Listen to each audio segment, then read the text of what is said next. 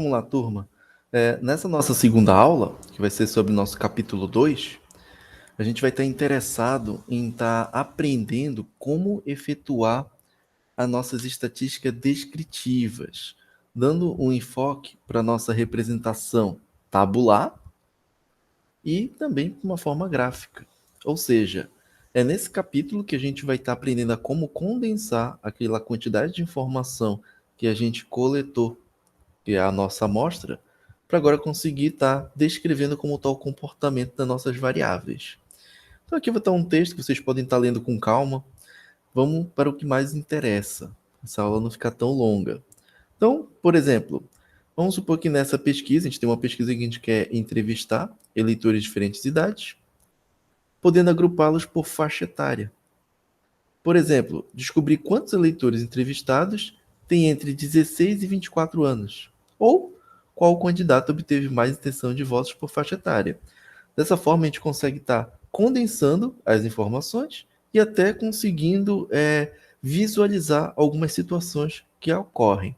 Agora, lembrando e dando sempre aí ênfase, a gente só descreve o comportamento dos dados, a gente não tem, novamente, como estar concluindo nada. Então, nesse contexto, vamos aprender essas questões que podem ser respondidas com estudo de distribuição de frequência e gráficos para a gente poder melhorar nossa visualização do comportamento dos dados.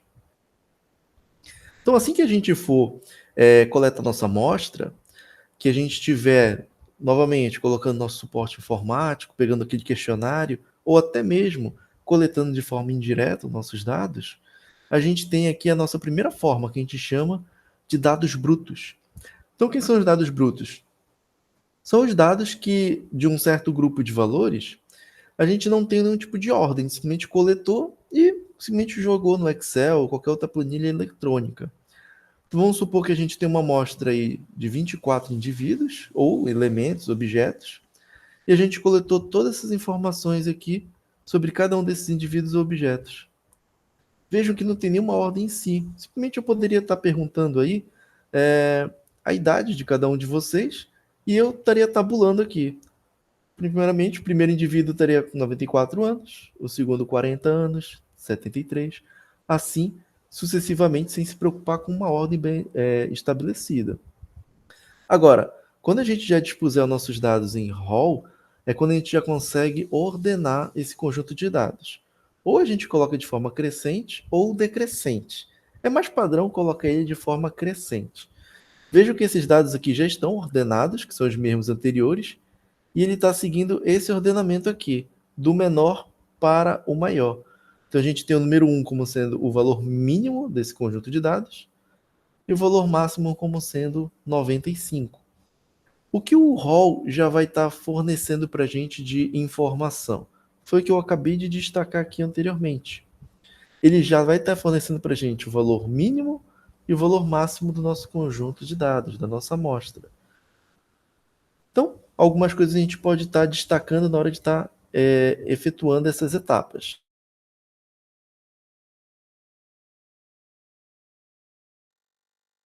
Do estudo. Segundo, a gente vai estar medindo e classificando eles em dados brutos, sem se preocupar em estar ordenando. Terceiro, a gente vai o quê? Ordenar como padrão de ordem crescente, mas também pode ser decrescente. Em seguida, o quarto, a gente vai construir uma tabela de frequência, que a gente ainda vai ver nessa aula de hoje. E 5, a gente vai estar construindo gráficos para estar melhor visualizando os dados que estão de forma em tabelas. Agora, como são essas tabelas? Como a gente pode estar representando ela? Então, a representação tabular, ela vai consistir nessa apresentação numérica dos nossos dados, dispondo os valores coletados em tabelas constituídas por colunas e linhas. Que essas tabelas vão fazer com que a gente tenha uma visão geral e imediata, principalmente sobre dados muito numerosos. Então, dado lá aqueles quadros que eu coloquei com os dados brutos em RAW, os valores numéricos em si, daquela forma, não é atrativo visualmente. A gente precisa agrupar aquelas informações. Quanto mais a gente condensa, mais a gente consegue verificar o comportamento da nossa amostra. Então, essa representação tabular, ela pode se dispor de várias maneiras. A gente tem as séries estatísticas, as distribuições de frequências e de pontos, que a gente vai estar dando enfoque nas séries estatísticas de distribuições de frequência. Então, o que vai ser uma série estatística? A gente tem como ter uma série estatística que ela vai estar constituída por dados estatísticos. Lá, claro, ela pode ser qualitativa ou quantitativa. Como é que a gente diferencia uma outra? Primeiro, a gente pode ter, nesse item A, uma série estatística que vai ser época ou tempo, que vai ser o que a gente está querendo investigar, essa variação no tempo. Local ou espaço da ocorrência, no qual o interesse aí já é verificar a variabilidade que tem no local. E no tema ou objeto do estudo, quando a gente não tem interesse nem tanto de ficar variando o tempo, nem o local, e sim um tema que a gente está abordando. Então, vamos ver cada um desses tipos. Primeiro, série temporal. A gente vai identificar ela quando a gente tiver um fator cronológico que estiver variando. E o local e a espécie, que é o fenômeno do estudo, vão ser elementos fixos. Por exemplo, a gente tem aqui a nossa tabela 2.1, que é o número de desempregados em São Paulo no período de 80 a 84. Então veja o que a gente tem aqui a ser destacado. O nosso fenômeno, que é essa espécie, que é o número de desempregados, ele é fixo, eu estou trabalhando apenas com ele. O local é São Paulo, também é fixo, mas olha quem está variando aqui, é o tempo. Então por isso que a gente tem como determinar uma série temporal. Então vejo que aqui a gente tem uma coluna ano, que está variando de 1980 a 84, e aqui a gente tem uma outra coluna dos empregados. E a gente tem cada uma informação de cada ano sobre esse número de desempregados no estado de São Paulo. Então aqui, comentário breve, né? Houve variação no tempo, de 80 a 84. O tema estudado ficou fixo, foi os desempregados, e o local, que é São Paulo, também foi fixo. Por isso que a gente tem uma série temporal. E uma série geográfica. Então, nesse caso, o fator que vai estar variando vai ser um fator geográfico, e a época e o tema a gente vai deixar de forma fixa. Então, veja que a gente pode estar abordando um tema semelhante, que foram os números de desempregados e desemprego, só que agora a gente está analisando em 5 estados brasileiros e fixando aí o tempo. Então, a gente ainda tem a mesma espécie, o mesmo fenômeno que são os desempregados, o tempo é fixo, só que agora a gente está variando o local. Então a gente tem uma coluna de estados, a gente pode ter o estado do Amazonas, Pará, Maranhão, Rondônia, Amapá, e na outra coluna desemprego, que são os desempregados, em cada um desses estados. Então nesse caso, a gente tem uma série geográfica. E uma série específica ou categórica, é quando a gente tem aí a variável sendo que a espécie ou o nosso fato, e a gente deixa os demais de forma constante. Então, por exemplo, o grau de escolaridade dos professores da rede pública de ensino do Brasil no ano de 2000. Então, vejam aí que o local, que é Brasil, logicamente é fixo, que eu só estou analisando um local, e o ano 2000 também é fixo, eu analiso um único local. Agora, o nosso tema, que é a escolaridade dos professores, ele tem várias categorias que a gente pode estar analisando. E com esse conjunto de dados, a gente pode observar que a gente tem mais professores graduados e bem poucos professores doutores e pós-doutores.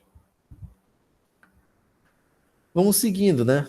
Distribuição de frequência. Essa distribuição de frequência, gente, é muito importante para a gente estar, de fato, tirando algumas interpretações, não conclusões. Interpretações do nosso conjunto de dados, que a gente pode estar verificando esse nosso comportamento. Então, eles vão ser um tipo de série estatística, onde o tempo, o local, o fenômeno eles vão ser fixos, mas o fenômeno estudado ele vai apresentar algumas graduações. Ele vai variar em magnitude, grau, e a gente vai estar dispondo em linhas e colunas, para a gente poder verificar essa variação que tem ao decorrer de cada uma das frequências do nosso conjunto de dados. Então vamos lá. Como é que a gente pode estar verificando uma tabela de frequência quando a gente tem dados não agrupados em classes? Então, aqui a gente tem esse tipo de tabela para representar variáveis discretas ou descontínuas.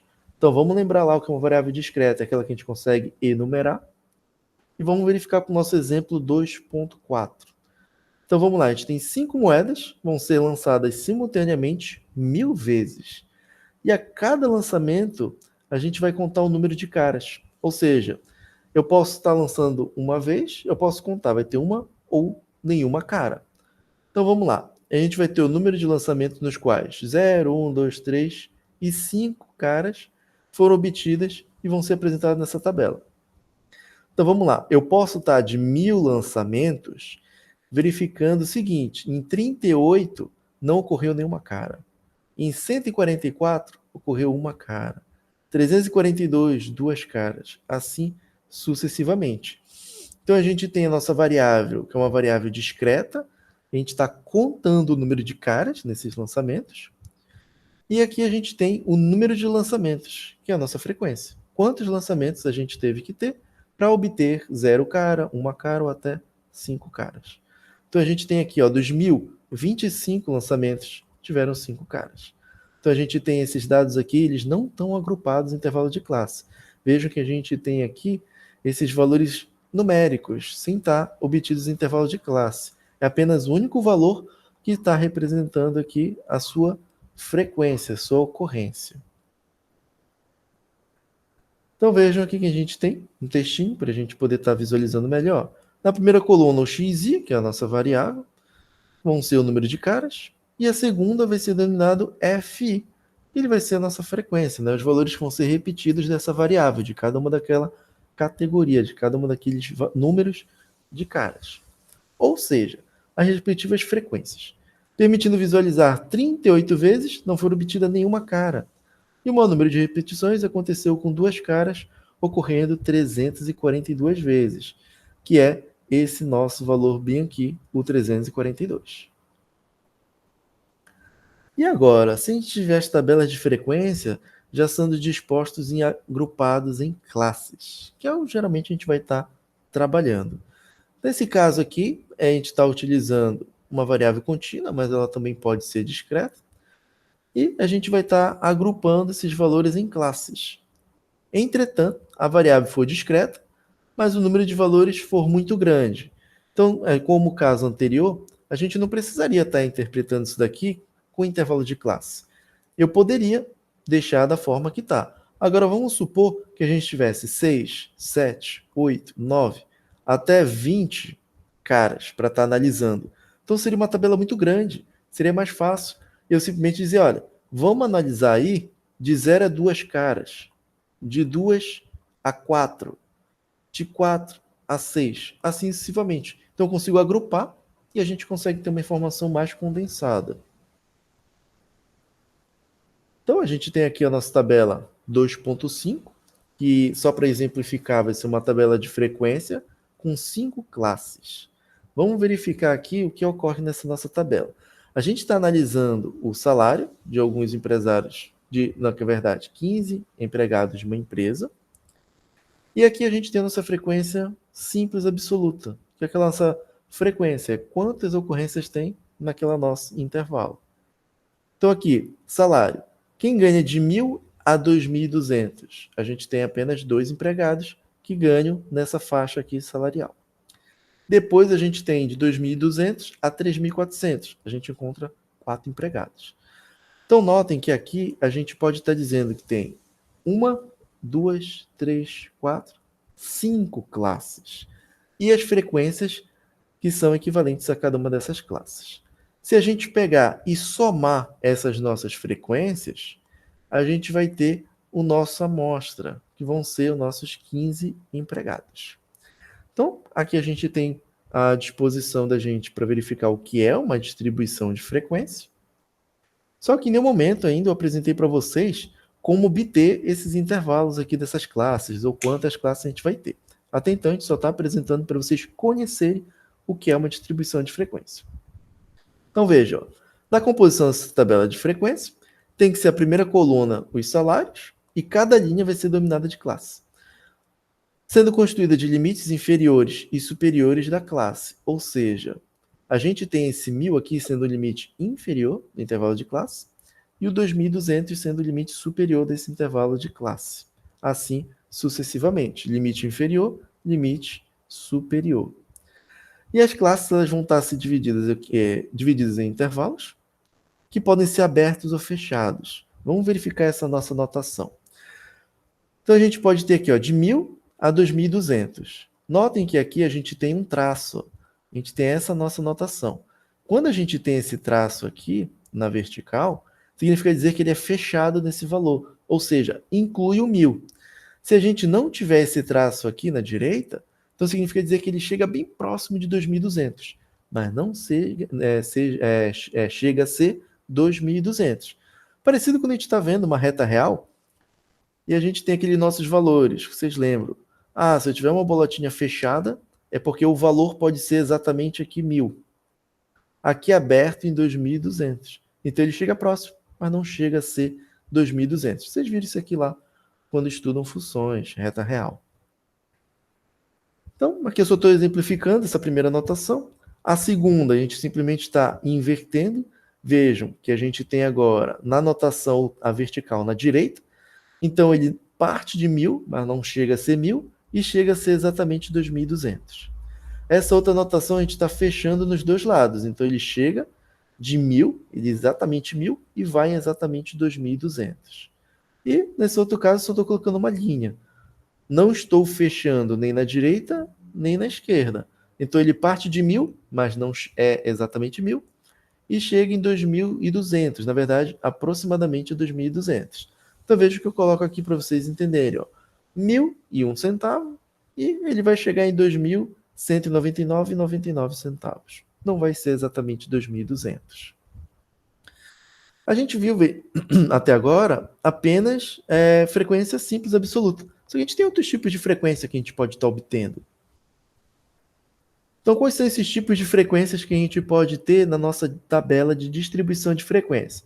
A primeira delas é a que a gente já viu, a frequência simples absoluta, que eu vou estar falando aqui para vocês como sendo um FSA, ou seja, frequência simples absoluta. Apenas abreviando aí o nosso nome da nossa frequência. Então, ela vai ser uma contagem dessas observações em cada classe. E, claro, acabei de falar para vocês que quando a gente soma, a gente tem a frequência total, que é a nossa quantidade da nossa amostra. Ou se a gente estiver trabalhando com uma população, como a gente viu na tabela anterior. A gente também tem a nossa frequência simples relativa, que eu vou estar denominando ela como sendo FSR, que basta ser a nossa sigla. Ela vai ser, quando vocês ouvirem falar em relativo, simplesmente eu estou calculando aí uma porcentagem. Então, qualquer frequência que eu falar em relativo vai ser uma porcentagem. Então, ela vai ser uma porcentagem dos valores que vão compor aquela nossa classe. Então, basta a gente pegar cada frequência simples absoluta e a gente vai simplesmente dividir ela pelo nosso total e multiplica por 100. E aí a gente vai ter uma frequência relativa. Por exemplo, pega a frequência simples absoluta e divide pelo total e multiplica por 100. Então, a gente tem aqui, voltando para aquela nossa tabelinha, a primeira classe, a gente tem 2 empregados. Então, basta a gente fazer 2 dividido por 15, que é o total, e multiplica por 100. E a gente encontra aí quem vai ser a nossa frequência relativa. Não fiz a conta porque já está aqui no nosso material. Ó. Fica 13,33%. E o da segunda classe? Pega a frequência simples absoluta da segunda classe, que é 4, divide por 15, vai dar 26,67%. Faz isso para todo mundo, vocês podem estar efetuando esse cálculo. Daqui a pouco eu mostro para vocês. Próxima, frequência acumulada absoluta, FAA. Simplesmente a gente vai estar acumulando aí os valores que vão aparecer nas classes dentro da frequência simples, absoluta. Ou seja, pega a primeira classe e soma com a segunda, depois com a terceira, assim sucessivamente. Por exemplo, para a primeira classe, a frequência acumulada absoluta, para a primeira classe ainda são 2 empregados. Mas para a segunda classe, a gente já soma esse valor da frequência simples absoluta da primeira classe, que é igual a 2, e a gente soma com o da segunda classe, que é igual a 4. Então, a nossa frequência absoluta, a próxima, vai ser igual a 6.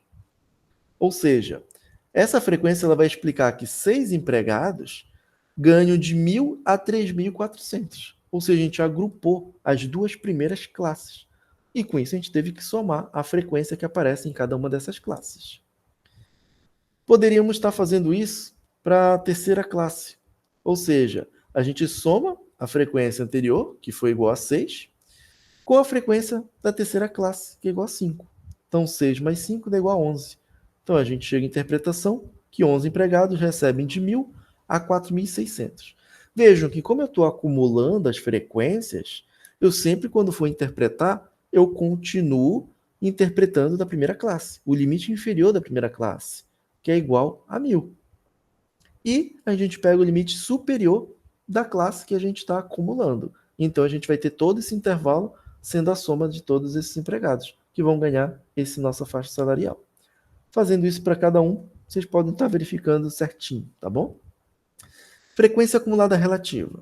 Assim como a frequência simples acumulada, a frequência acumulada absoluta, a gente também tem a relativa, que basta a gente estar somando as frequências simples relativas. A gente vai estar acumulando essas nossas frequências.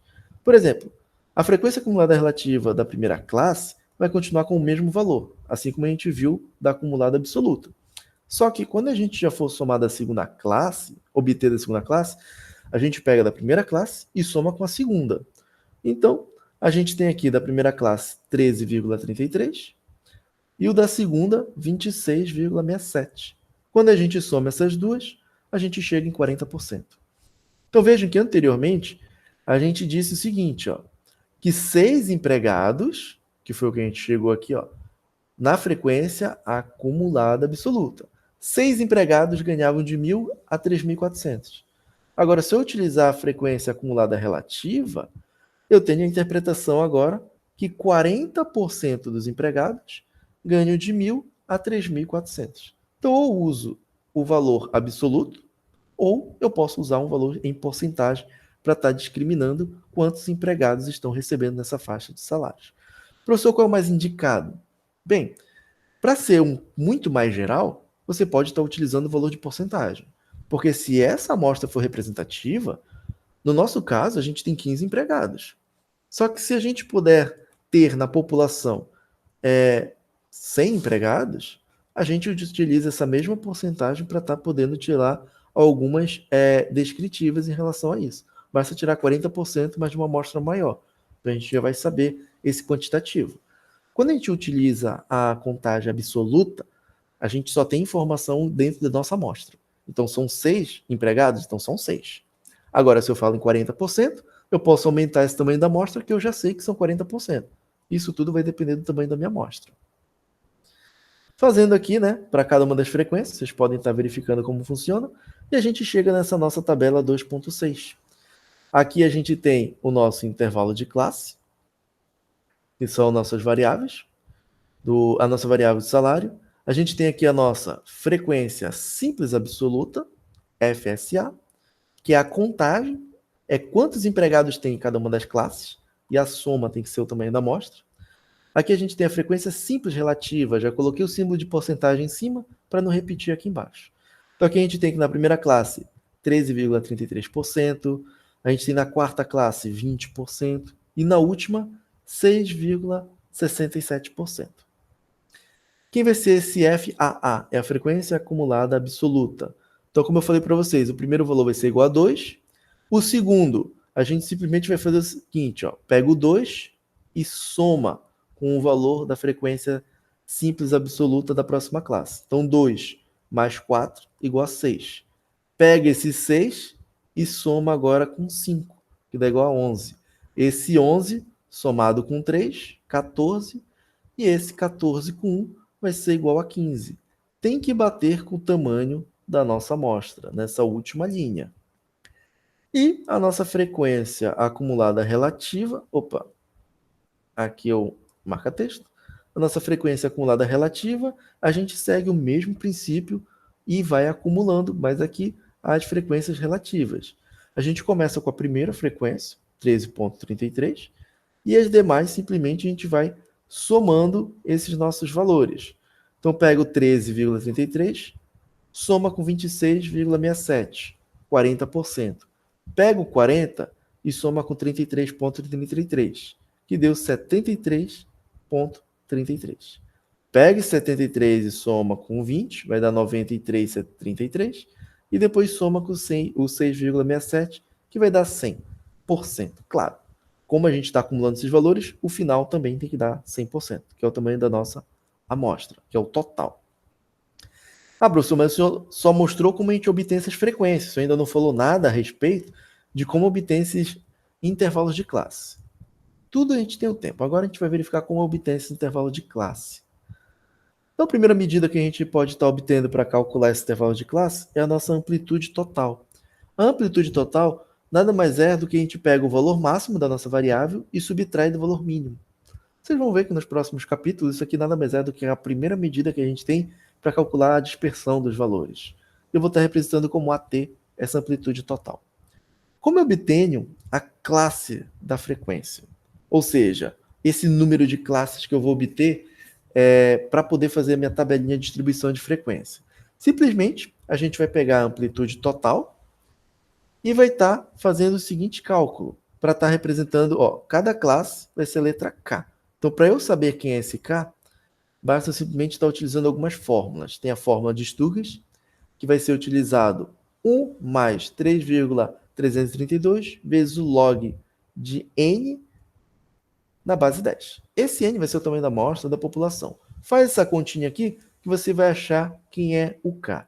Se você tiver o K, por exemplo, igual a 5, é porque você vai ter 5 classes para estar construindo a sua distribuição de frequência.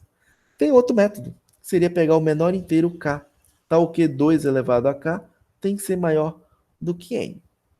Ou você pode estar utilizando a regra empírica, que diz o seguinte: se o tamanho da sua amostra ou população for menor ou igual a 25, utiliza 5 classes. Se for maior que 25, você vai tirar a raiz quadrada desse nosso tamanho da amostra. Ah, professor, então quer dizer que se eu tiver uma amostra ou uma população igual a 36, então quantas classes eu vou ter? É a raiz de 36, que é igual a 6. Então você vai ter que ter 6 classes na sua tabelinha de distribuição de frequência. Professor, mas como eu vou saber quais regras utilizar? A fórmula de Sturges, ela vai ser a mais utilizada. Quando vocês forem calcular isso daí em algum programa, algum computador, ou vai cair alguma questão de vestibular, geralmente vai ser essa nossa fórmula aqui para obter isso. Agora, até então, eu só sei quantas classes tem, ou seja, quantas classes vão ter na minha distribuição de frequência. Mas como eu vou saber exatamente quais são os valores dessas nossas classes? Ou seja, limite inferior, limite superior do intervalo de classe. Para isso, a gente vai ter aqui o intervalo de classe. Esse limite vai ser dado pela amplitude total, dividido pelo número de classes. Então, a gente já sabe como é que calcula a nossa amplitude total. Vai ser o valor máximo da nossa variável, menos o valor mínimo dela, e a gente divide aí por esse número de classes que a gente vai estabelecer, pela forma de Sturges, ou então pela regra empírica. Geralmente é a forma de Sturges. Isso faz com que a gente descubra aí quem vai ser o limite já desse nosso intervalo de classe. Vamos dar só uma pausa aqui, só para a gente não se atrapalhar e verificar que tipo de roteiro a gente pode estar seguindo. Então vamos lá. Nosso roteiro. Primeiro, a gente tem os nossos dados listados como brutos. Vai ser as informações que a gente tira lá do nosso questionário ou os dados coletados de forma indireta. Coloca ele em rol. Por que é importante em rol? Porque a gente já vai ter o valor mínimo e o máximo estabelecido na hora de fazer isso. Facilita muito, até mesmo para a gente estar contando a frequência dentro de cada intervalo de classe. 3. A gente vai determinar a nossa amplitude total, que a gente acabou de ver. A gente escolhe o número de classes. Lembra que pode estar obtendo pelas nossas fórmulas, mas também se vocês quiserem, professor, pela forma de Sturges, deu que eu preciso de 5 classes. Mas eu quero fazer com 4. Então faça. Mas fiquem atentos, claro, de forma avaliativa. Se eu estiver dizendo para vocês utilizarem já um determinado número de classes, vocês utilizam, ou vocês podem estar sendo induzidos a utilizar uma dessas fórmulas. Quinta, determinar a amplitude no intervalo de classe. O sexto, o limite inferior da primeira classe. Depois, o limite superior da última classe. E, por fim, a gente traça a tabela, que a gente vai estar inserindo na primeira coluna as classes. E nas demais colunas a gente põe as frequências, simples absoluta, relativa, acumulada e acumulada relativa. Vocês podem inverter aqui, se vocês preferirem, colocar a simples absoluta, depois já a acumulada, por exemplo. Opa, aqui é acumulada, tá, gente? Simples acumulada. Assim sucessivamente. Vamos verificar então como a gente vai estar obtendo nossa distribuição de frequência logo por um exemplo. Fica mais fácil para vocês visualizarem isso. Então suponha que a gente tem uma empresa e ela quer verificar a distribuição de salários pagos por hora, seus 30 funcionários. Então nossa amostra a gente já sabe que é igual a 30. Então aqui eu já estou dispondo esses dados e já está em rol. Vejam que a gente está ordenando eles aqui, ó, do menor para o maior, onde o menor valor é igual a 8 e o maior é igual a 20. Então, o que a gente tem aqui? Ele ganha, por exemplo, R$ 20 por hora. E tem um empregado que ganha R$ 8 por hora. Vamos fazer uma distribuição de frequência para ele. Então, aqui, ó, vale notar que os dados já estão ordenados e a gente pode estar iniciando da primeira coluna de cima para baixo, como eu coloquei para vocês. Se vocês utilizarem a regra de Sturges, vocês vão chegar lá em 6 classes. Vou deixar para vocês estarem fazendo a continha e chegar nesse resultado. Então, cada classe vai representar os empregados que ganham na mesma faixa de salários pagos por hora. Então, para fazer isso, vamos estar pegando aquele nosso roteiro. Primeiro, vamos obter aí a nossa amplitude total. Pega o maior valor que foi igual a 20, que está lá no nosso quadro, menos 8. Isso dá igual a 12. A gente já obteve a nossa amplitude total igual a 12. Então, aqui é só um textinho para vocês estarem acompanhando. Opa, bem aqui é igual a 12. Só para não confundir vocês. Agora eu quero calcular um intervalo da classe. Eu pego a amplitude total dividido pelo número de classes. A amplitude dá igual a 12 e o intervalo de classe, e o número de classes dá igual a 6. Então, 12 por 6 dá igual a 2. Então, eu já sei qual é o meu intervalo de classe.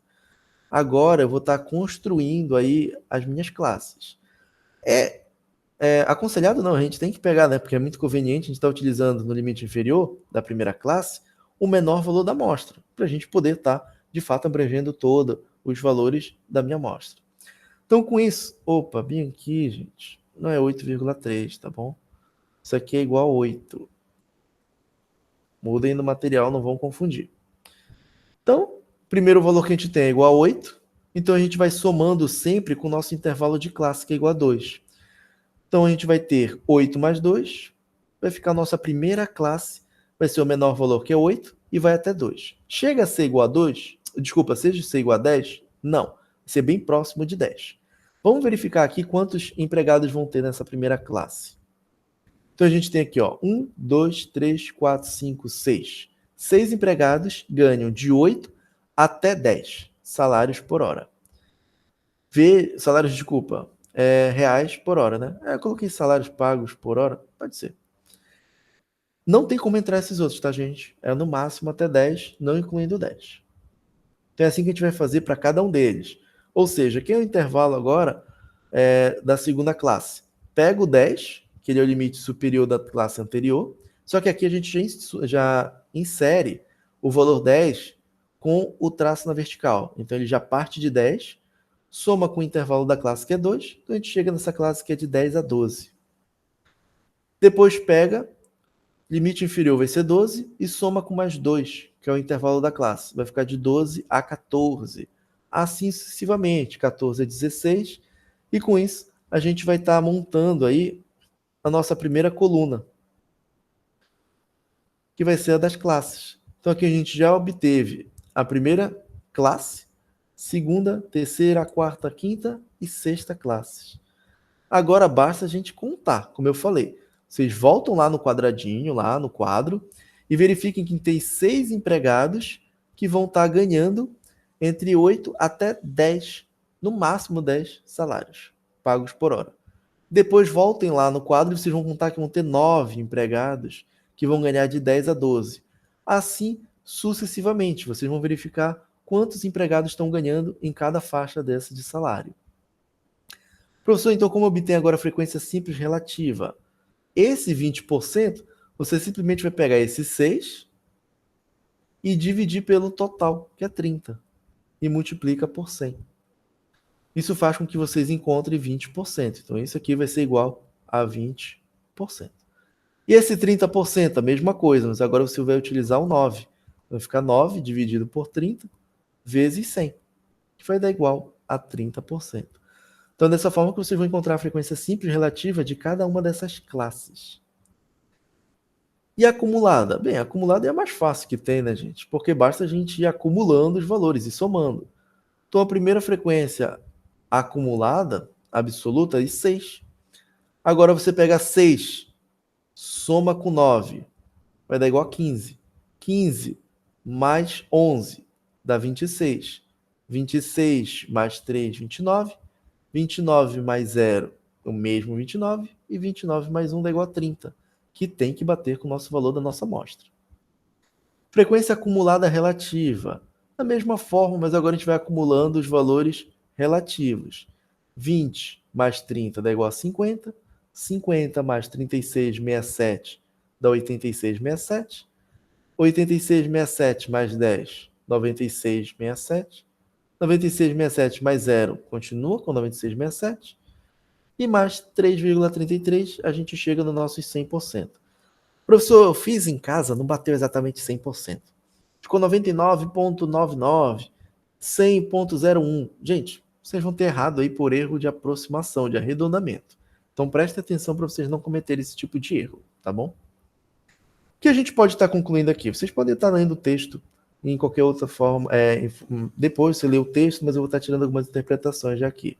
Por exemplo, aqui a gente tem a terceira classe. Aqui é o K igual a 3, que é a terceira classe do nosso intervalo. Os funcionários, os empregados ganham de 12 a 14 salários. Eu tenho nessa interpretação 11 empregados ganham nessa faixa salarial, ou eu poderia dizer que 36,67% dos funcionários, dos empregados, ganham nessa faixa.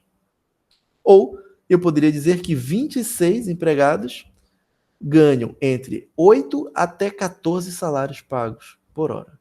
A gente pega sempre na acumulada o valor partindo da primeira classe, o valor do limite inferior, que é o 8, e até o máximo, que é o limite superior da última classe que a gente pega como referência. Ou a gente poderia estar dizendo que 86,67% dos empregados ganham de 8 até 14 salários por hora. Poderia ser um pouco mais extremo, posso dizer que apenas um empregado ganha de 18 a 20 salários por hora, ou seja, os maiores salários são destinados apenas para uma porcentagem muito pequena, ou seja, 3,33% desses funcionários ganham apenas maiores salários. E aqui, claro, quando eu digo esse 30, significa dizer que 30 empregados ganham de 8 até 20 salários pagos por hora. Eu estou simplesmente pegando todo o meu intervalo, que é o valor mínimo ao valor máximo. Então, com certeza, isso aí tem que bater todos os empregados, e na frequência acumulada relativa tem que bater os 100% também. Agora vamos para a nossa representação gráfica. Como é que a gente pode estar condensando essas informações em gráficos? Então, a nossa representação gráfica, ela tem como finalidade a comunicação rápida, clara e efetiva dos dados. Então, todo gráfico ele tem que estar sendo muito bem construído, no qual, apenas olhando, visualizando, a gente já consegue passar para o leitor as informações que a gente está querendo, que era lá da nossa tabela. Então, todo gráfico ele é construído com base numa tabela. E eu simplesmente quero uma visualização muito clara, rápida, objetiva daquela tabela. Muitas vezes, ficar apresentando só números não é tão atrativo para a gente ter uma interpretação mais rápida e visual do nosso comportamento dos dados. Então, após a reunião das unidades em tabelas, a gente pode estar representando ele de forma gráfica. Então, eu vou estar apresentando alguns gráficos, tá, gente? Mas tem vários gráficos que podem estar surgindo e que vocês podem estar analisando eles de forma paralela à disciplina. Então, o primeiro deles que eu vou estar colocando é um gráfico de área. Então, esse gráfico de área ele vai estar comparando áreas abrangidas por scores, que são valores, de uma ou duas amostras, exibindo uma tendência da contribuição em cada valor em relação ao tempo ou categoria. Então, aqui eu vou estar colocando no exemplo 2.6. Vamos supor que a gente quer analisar as diferenças entre remunerações de empregados de uma empresa beta, com relação ao salário e gratificação, sendo que eles estão ordenados por ordem alfabética e os empregados possuem mais tempo de serviço. Então vamos lá. Aqui a gente tem a nossa tabela. A gente tem os empregados A, B, C, D até o H. E vejam que a gente tem aqui o salário mais a gratificação, que vai dar igual a remuneração. Então, numa empresa, gente, vocês não sabem, a remuneração ela é a soma do salário mais a gratificação. Então, a gente tem essas três informações, sendo que a remuneração a gente já sabe como obter. E a gente pode estar querendo estar visualizando esses dados de uma forma mais rápida, mais clara. Para isso, eu poderia estar fazendo esse nosso gráfico de áreas aqui. Esse gráfico de áreas, a gente tem aqui em azul o salário, em laranja a gratificação. Então, notem que aí a gente pode estar dispondo os nossos funcionários aqui no nosso eixo X, e vejam que eu ordenei esses funcionários para quem ganha mais. Então isso aqui está ordenado, tá, gente? Vejam que esse cara B aqui, ele vai ganhar aqui em cima, ó, uma remuneração bem grande. Então até aqui a gente tem o salário, e aqui a gente vai ter quem? A gente vai ter a gratificação.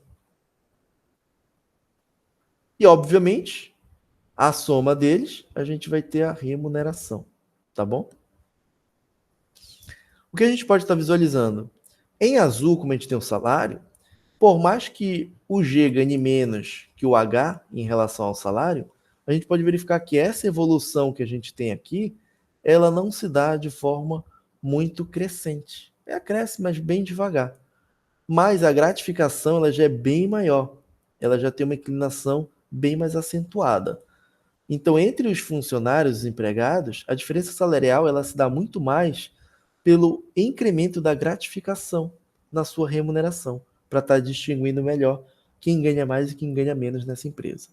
Então, as gratificações geralmente elas estão muito mais associadas à escolaridade. Geralmente eu tenho algumas empresas que dão um acréscimo para escolaridade, até um curso profissionalizante e também tempo de serviço. Aquele funcionário que está mais tempo, ele geralmente tende a estar com um salário um pouco mais gordo, um pouco maior, e ele vai sempre em cima dessa gratificação. Algumas empresas podem estar trabalhando com salário fixo e podem dar uma gratificação, mas vamos supor que não seja gratificação. Pode simplesmente ser aí uma porcentagem na venda, tá bom? Vamos supor que você é vendedor e você pode ter aí uma comissão nas suas vendas, em vez de estar trabalhando com gratificação. A gente tem aqui nosso outro gráfico, que vai ser o nosso gráfico de colunas. Esse é um gráfico no qual a gente vai estar constituindo por retângulos de mesma largura e alturas proporcionais a essas grandezas que a gente vai estar representando. Então, os retângulos vão ser separados um dos outros por pequenos espaços do mesmo tamanho. Ou seja, a gente simplesmente vai ter aqueles nossos gráficos que vocês já conhecem, esses nossos gráficos assim de coluna, que eu vou estar representando daqui a pouco no exemplo. Só representando aqui já num desenhinho, para que vocês não fiquem voando aí no que é esse tipo de gráfico. Então é importante a gente ter alguns critérios. Primeiro, os espaços entre os retângulos têm que ser menor do que a largura deles. Vocês vão ver que no Excel isso não funciona direito quando vocês fizerem por lá. Segundo, os retângulos devem ser dispostos em ordem decrescente ou crescente, assim como no gráfico anterior, que eu ordenei pelo empregado que ganhava mais. Quase que todos os gráficos a gente vai fazer esse ordenamento, tá, gente? Fica muito mais fácil da gente visualizar o conjunto de dados. Então a gente sempre vai estar dispondo de ordem crescente ou decrescente. Terceiro, a gente vai evitar colocar a legenda, tá, gente? No interior dos retângulos. Quanto menos poluído o gráfico, melhor para ser interpretado, visualizado. 4. Quando representar séries temporais, a gente não vai estar dispondo os dados de ordem crescente ou decrescente. A gente vai estar obedecendo a ordem cronológica dos dados. 5. As legendas devem ser curtas para facilitar o entendimento. Então, assim como a gente não vai estar colocando legenda dentro dos retângulos, a gente vai evitar colocar legendas muito compridas. Como eu disse, quem tem que ter ênfase aqui é o nosso gráfico. A gente não tem que estar poluindo ele. Então, eu vou pegar os mesmos dados que a gente verificou na tabela anterior e verificar uma coluna simples. Então, vejam que aqui eu vou estar utilizando a remuneração, aquela coluna da representação daqueles empregados. E vou verificar aqui, ó, já está ordenado aquela mesma ordem que eu coloquei crescente, do empregado G até o empregado B, que ganha mais. E a gente está dispondo aqui uma coluna para representar o ganho de cada um deles, em vez de ser o gráfico anterior, que foi uma área. O que a gente tem que estar se atentando, como eu disse, o Excel ele não faz um gráfico exatamente como deveria estar apresentando de forma mais bonitinha. Ou seja, esse espaço que a gente tem aqui de uma coluna para outra tinha que ser menor, e ele dá um espaço muito grande. Porque esse espaço que a gente tem da coluna, a gente deveria ter essa mesma distância, sendo uma distância para outra coluna. Tá bom? Mas ele dá um espaçamento bem maior. Tem outros programas de computador que fazem um pouco melhor, tá bom? Mas isso aqui não tem um prejuízo tão grande assim. Ali era colunas simples, eu posso ter colunas justapostas. Coluna justaposta é quando eu pego mais do que uma informação para representar cada um daqueles empregados. Então vejam que aqui eu posso ter na minha legenda, em azul, salário, laranja gratificação e em cinza remuneração. E eu tenho as 3 informações para cada uma dessa nossa variável. E agrupei para cada uma desses empregados. Ainda assim, dispondo em ordem de quem ganha mais, tá bom? Professor, mas podia ter gente aqui com uma gratificação, o H podia ter uma gratificação maior do que B. Não, eu coloquei de forma ordenada em relação à remuneração, tá bom? Então, ajuste apostas é quando eu tenho uma coluna, uma junta da outra, uma do lado da outra. Posso ter também outro tipo de coluna, a coluna superposta, que é quando a gente já empilha essas nossas colunas. Então, eu poderia ter aqui, digamos, para o empregado G, eu tenho que essa distância aqui, muito semelhante lá ao nosso gráfico de área, a gente tem pelo salário, e essa distância que a gente tem aqui do laranja vai ser quem? A gratificação. E a soma de todo mundo, que vai ser a remuneração desse indivíduo. Novamente, eu estou colocando aqui de forma crescente da remuneração e estou empilhando essas informações. Então a gente já pode verificar aqui pelo azul o nível dos salários e também essas áreas aqui para verificar o nível da gratificação e toda a coluna a gente verifica a remuneração.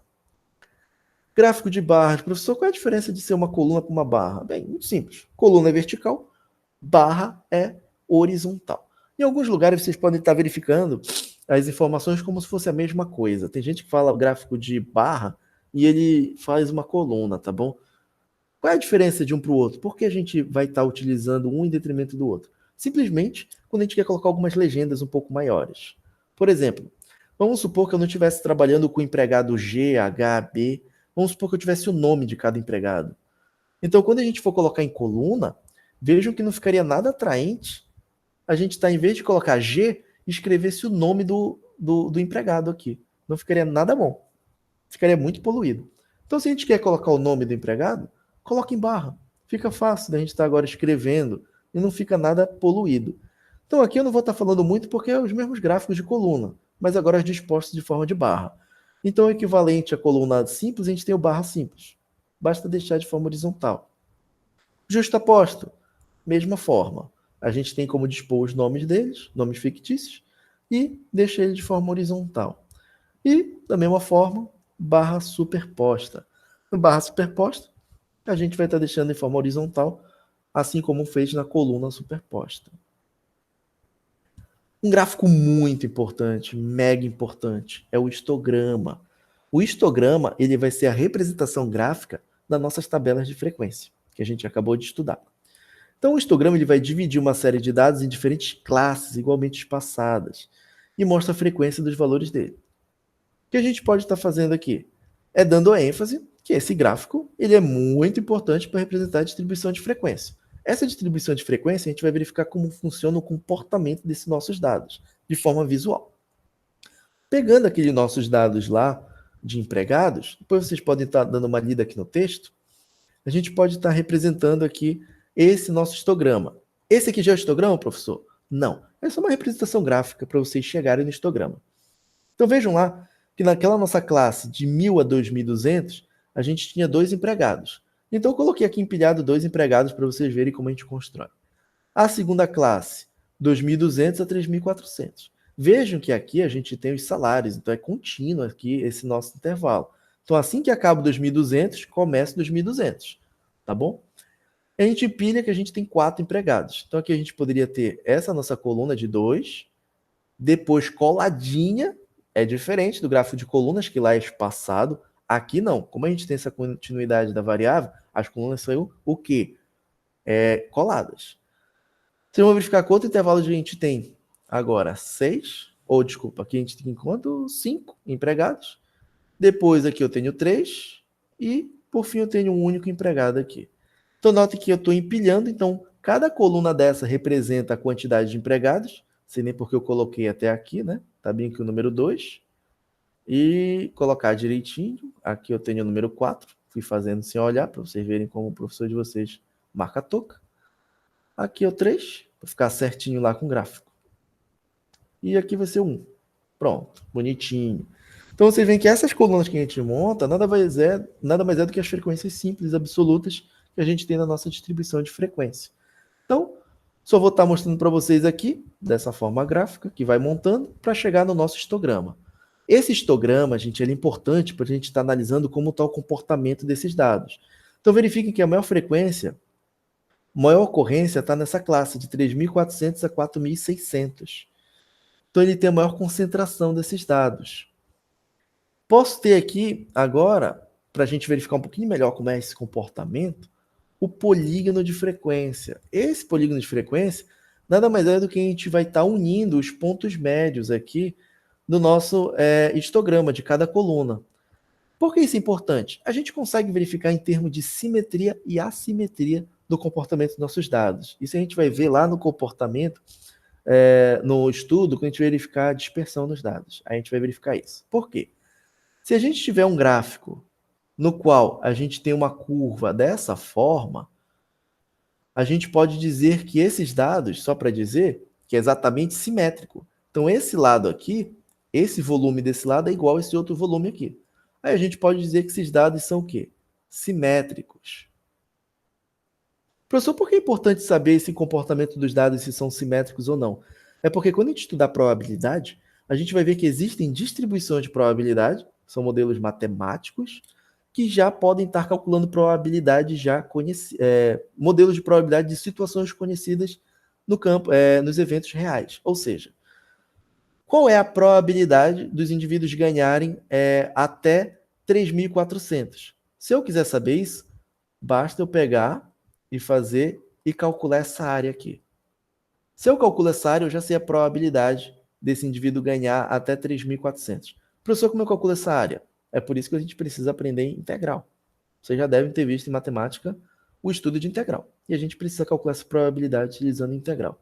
Nossa, professor, achei que probabilidade era que nem como eu vi lá no ensino médio. Só calcula a probabilidade de evento de cair uma carta, sai um dado. A gente calcula essas probabilidades, mas aqui vocês estão no nível superior, vocês vão ver que esse tipo de probabilidade a gente obtém também por integrais.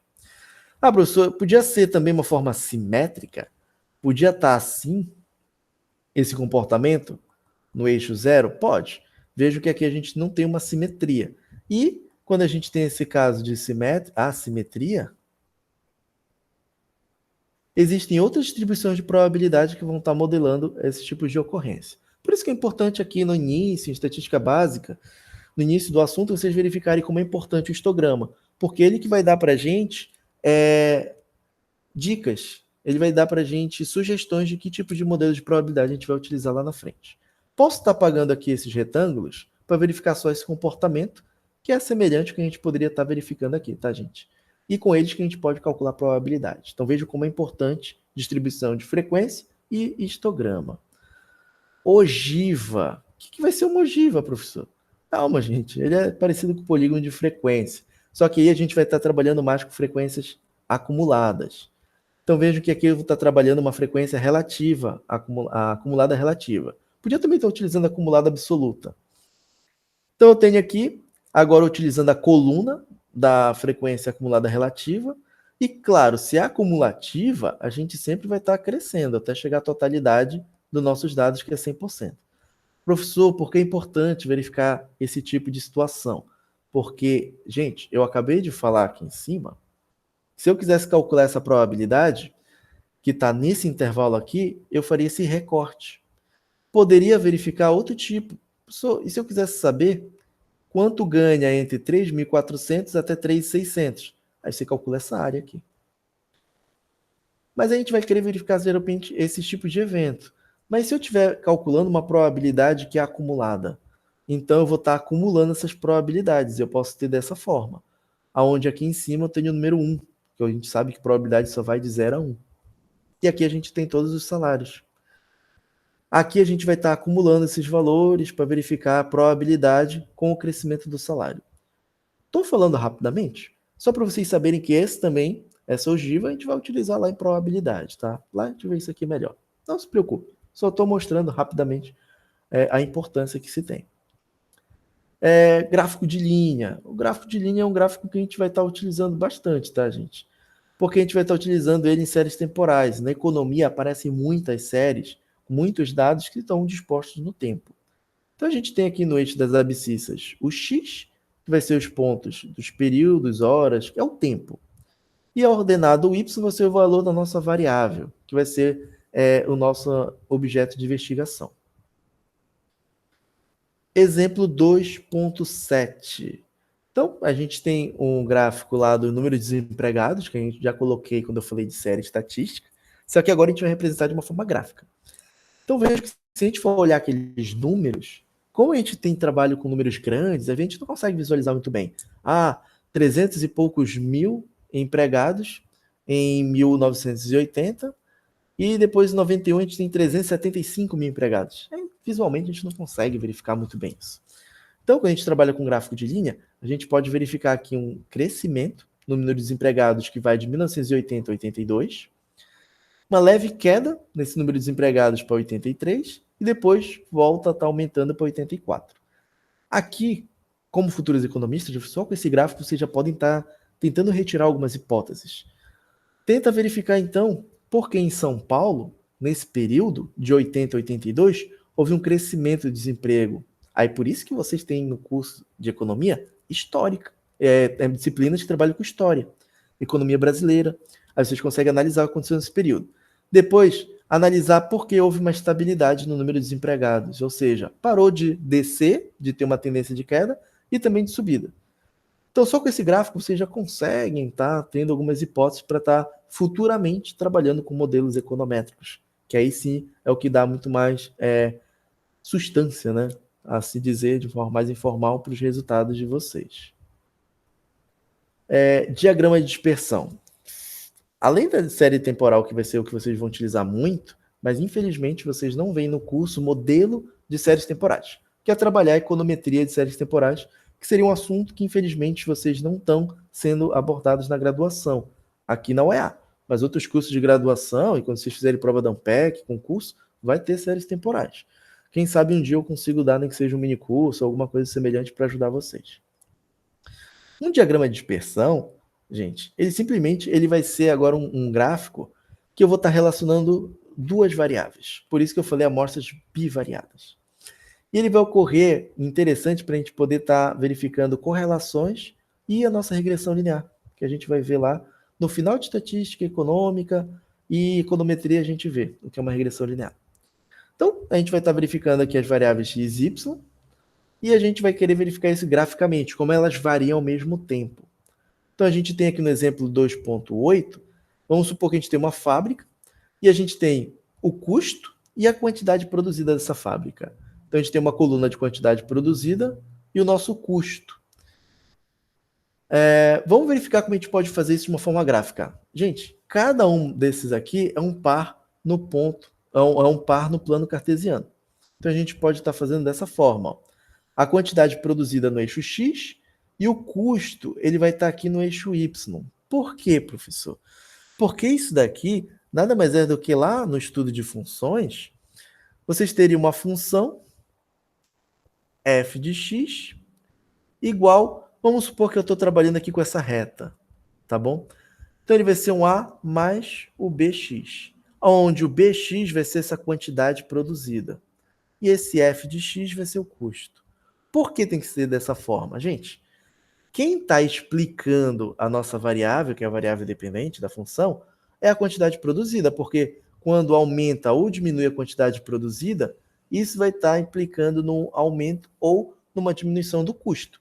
Por isso que eu tenho que colocar o custo no eixo Y e a quantidade produzida no eixo X. Eu não estaria invertendo isso daqui, porque não faz sentido, tá bom? Tá, então o que a gente faz? Cada uma dessas informações aqui é um ponto no plano cartesiano, tá bom? Então eu tenho essa informação onde a quantidade produzida seria, por exemplo, x e o custo igual a y. Então esse nosso primeiro ponto seria 141, 2.421. Isso aqui é um ponto no plano cartesiano. E a gente pode estar verificando onde é que ele está. 141 deve ser esse ponto aqui, ó. Basta vocês fazerem cada um desse ponto aqui, que é essas informações. E essa nuvem de pontos, essa nuvem de informações, que é o nosso diagrama de dispersão. Professor, por que o senhor falou que é importante isso aí para econometria? Porque aqui eu falei de funções que vocês viram lá nas disciplinas básicas de matemática. Mas o que é um modelo econométrico?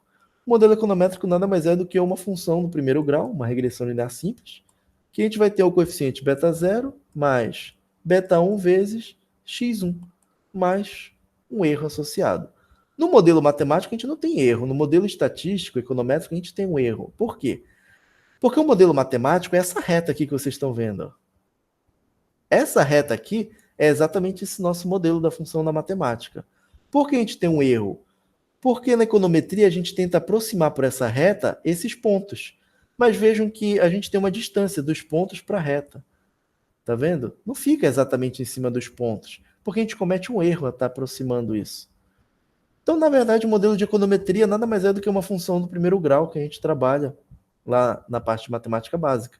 Só que aqui a gente está utilizando dados. Então, esses valores de beta 0 e beta 1, que é equivalente a esse A e o B que vocês veem lá, só que lá esses valores são dados para vocês. Acredito que vocês nunca se perguntaram, professor, eu já vi uma função do primeiro grau dado por 3 mais 2 vezes x. Mas lá nos livros de matemática eles já me dão isso daqui. Você já chegou a se perguntar de onde sai esse 3 e de onde sai esse 2?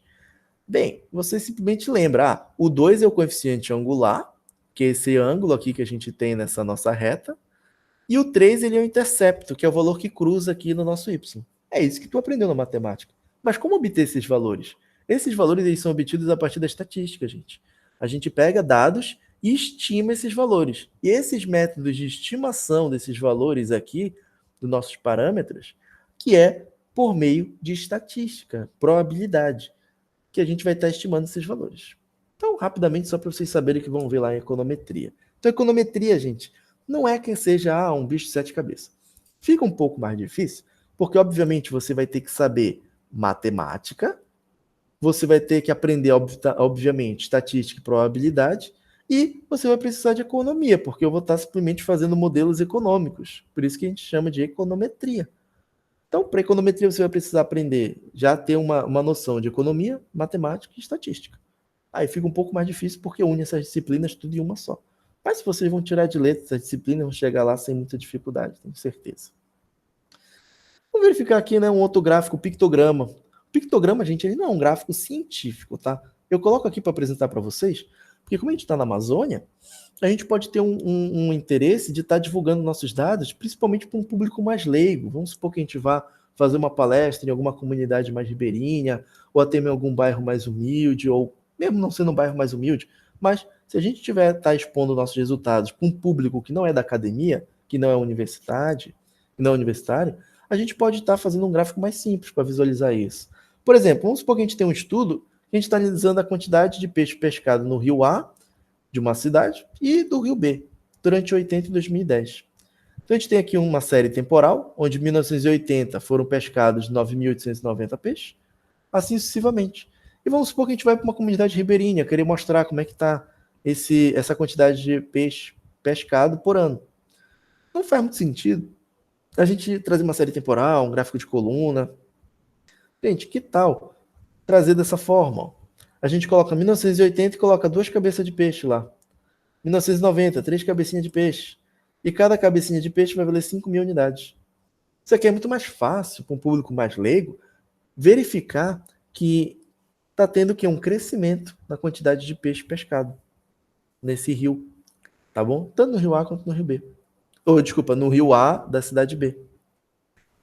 Professor, eu posso usar isso aqui no meu trabalho, no meu TCC, no meu artigo? Não é aconselhado, até porque ele é uma aproximação. Vejam que aqui eu tenho 9.890. E aqui eu representei por 2 cabecinhas de peixe para chegar a representar. Aí fica como se fosse 10.000. Então é indicado estar fazendo isso. Professor, eu já vi que tem revista, tem trabalhos que eu já vi que eles falam de gente. Aí eles fazem um bonequinho. Evitem estar fazendo esses bonequinhos e estar tendo que cortar. Porque assim, eu vou dizer que esse bonequinho aqui, ele equivale a 100 pessoas. Aí vamos supor que você tem que representar 150 pessoas. Aí você simplesmente vai fazer um bonequinho. Aí depois você faz só um bonequinho e meio para representar 50 pessoas. Não faça isso, gente. Senão você vai estar dizendo que uma pessoa que não tem braço e não tem perna é a metade de uma pessoa. E isso não é verdade.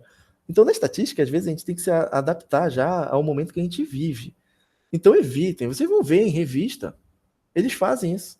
Ou seja, o cara aqui simplesmente ele poderia estar desenhando meia cabecinha de peixe aqui para representar 2.500 unidades. Mas evitem ao máximo fazer isso, principalmente quando vocês estiverem trabalhando com seres humanos. O peixe não vai dar muito problema se vocês desenharem só metade do peixe aqui. Ninguém vai cair matando em cima de vocês. Agora, não é mais ético a gente fazer com pessoas isso, tá bom? Evita, não faz, não cria problema para você nem para mim. O último gráfico que a gente vai estar vendo é um gráfico de setor, um gráfico de pizza. Ele é um gráfico no qual a gente vai estar utilizando basicamente frequências relativas. Ele é muito mais interessante para frequências relativas. Por quê? Porque a gente tem a totalidade da pizza, ou dessa nossa circunferência, que a gente pode estar representando aqui, colocando como se fosse 100%, tá certo? Ó, vamos verificar um exemplo 2.10, pega a figura 2.16, que é essa nossa figura, e a gente vai verificar. Quem é aquela tabela 2.4? É o lançamento de dado, de moeda. A gente tem 0 caras, 1 cara, 2 caras, a gente lança 5 moedas e vai verificar isso, no lançamento até contar. Então a gente pode estar verificando os gráficos, o valor da frequência relativa, e verificar o seguinte, olha, em amarelo, 29%, opa, nem apareceu aqui quando eu risquei, rapaz. 29%, caiu 3 caras, ó. Isso representa 29% desses lançamentos. O menorzinho, 3% está em verde. Então ele foi o quê? 5 caras. Então 3% dos lançamentos a gente teve lá 5 caras, tá bom? Professor, eu posso fatiar essa pizza muito? Não, não faça isso, pelo amor de Deus. Então aqui a gente tem a nossa pizzazinha. Pensa aí, tu vai sair, vai lá para uma pizzaria, tu vai querer chamar muita gente para dividir uma fatia pequena para cada um? Não. Então, aqui a gente aconselha a estar fazendo 5, 6, no máximo 7, 8 fatias, extrapolando, tá bom? Porque não é nada aconselhado vocês terem lá uma pizza com umas fatias assim, ó. Um monte de fatia pequenininha, tá bom? Não faz o menor sentido ter isso daqui, ó. Um monte de fatia. Então, sejam coerentes, gente. Então, para finalizar aqui a parte gráfica, qual é o meu conselho? Faz o gráfico. Verifica de forma visual o gráfico. Ele tá bonitinho, dá para visualizar e entender? Perfeito, utilize ele. Agora, assim que você fizer o gráfico ficar difícil, se você acha que precisa explicar para quem está lendo o gráfico, então às vezes é melhor abandonar o gráfico e tentar pensar em outro, tá bom? Que lembre, um gráfico por si só, ele é importante para que o leitor não precise ler o texto, apenas visualizar o gráfico e conseguir estar interpretando o que possivelmente você vai estar escrevendo no texto. O texto é só para acompanhar o visual, porque também você não vai só colocar no seu trabalho o gráfico, tem que ter o texto explicando ele. Mas ele é mais para dar suporte, para você estar apontando certas coisas que de repente o leitor ele não teve o traquejo de estar visualizando isso no gráfico. Então, gente, deixei aqui para vocês alguns exercícios para vocês estarem resolvendo e a gente pode estar utilizando as nossas aulas para estar tirando dúvidas. Até a próxima aula, turma.